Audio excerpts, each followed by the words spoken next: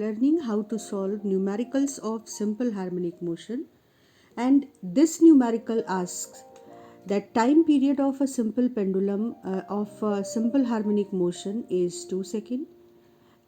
The question is asking after how much time displacement of this particle will be a by 2, where a is amplitude. The first thing, draw a circle and draw a phasor. Now phasor rotates by angle theta, and if phasor comes to this position and its projection comes to this position. Now question is asking after how much time displacement will be a by 2. So let this displacement be a by 2 and amplitude is a, right? So perpendicular upon hypotenuse will be 1 by 2, and 1 by 2 means this angle theta, sine theta, is perpendicular upon hypotenuse. Now sine theta is 1 by 2, so this angle must be 30 degree. Now since question is not giving any hint about the initial point position of the particle when it starts its motion, and question is not giving you any condition whether the particle is going away from the mean position or the particle is moving towards the mean position. So we take the simplest situation that at t equal to 0,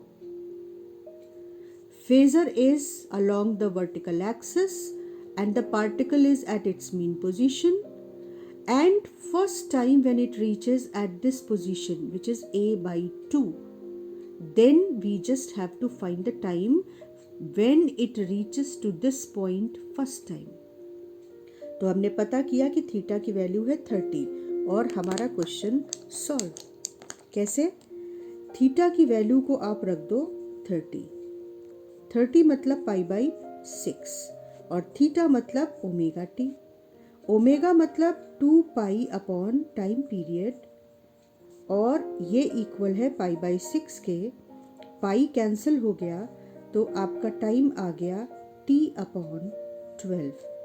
time उन्होंने दिया है 2 seconds time period को, तो time period की जगह 2 seconds रख दो तो टाइम आ गया 1 अपॉन 6 सेकेंड्स। तो आपको बस क्या करना था कि फेजर को आप ऐसे इस एंगल पर रखो कि इसका प्रोजेक्शन मीन पोजीशन से a by 2 पोजीशन पर पहुंच जाए। तो जब पार्टिकल a by 2 पोजीशन पर होगा तो इस परपेंडिकुलर अपॉन हाइपोटेनस की हेल्प से हम थीटा की वैल्यू पता कर लेंगे, और ये थीटा है अगर तो ये भी थीटा होगा। तो फेजर t टाइम में अगर थीटा एंगल घूमकर यहाँ पहुँचता है जिसकी वजह से पार्टिकल a by 2 की डिस्प्लेसमेंट पर आ जाता है, तो इस थीटा को सर्टेनली 30 डिग्री होना चाहिए। बस थीटा की जगह ओमेगा टी और 30 की जगह पाई बाई 6 और टाइम की वैल्यू 1 बाई 6 सेकेंड्स आ गई। यही मैथमेटिकली कर सकते थे, लेकिन तब ये थोड़ा सा मुश्किल प्रोसेस हो जाता।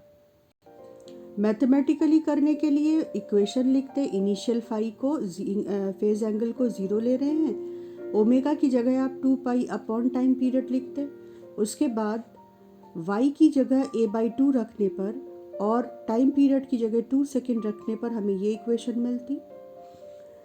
Sign pi t will be equal to a cancel हो जाता तो 1 by 2, तो sine pi t will be equal to sine pi by 6, तो pi t is equal to pi by 6, so time is equal to 1 by 6 second. तो ये हमारी mathematical method से value आती और ये फेजर मेथड से।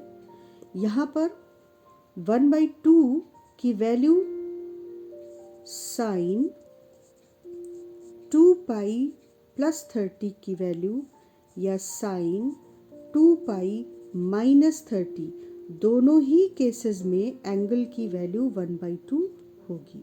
तो 2 pi plus minus theta all the angles 2 pi plus minus theta have same angle, same value.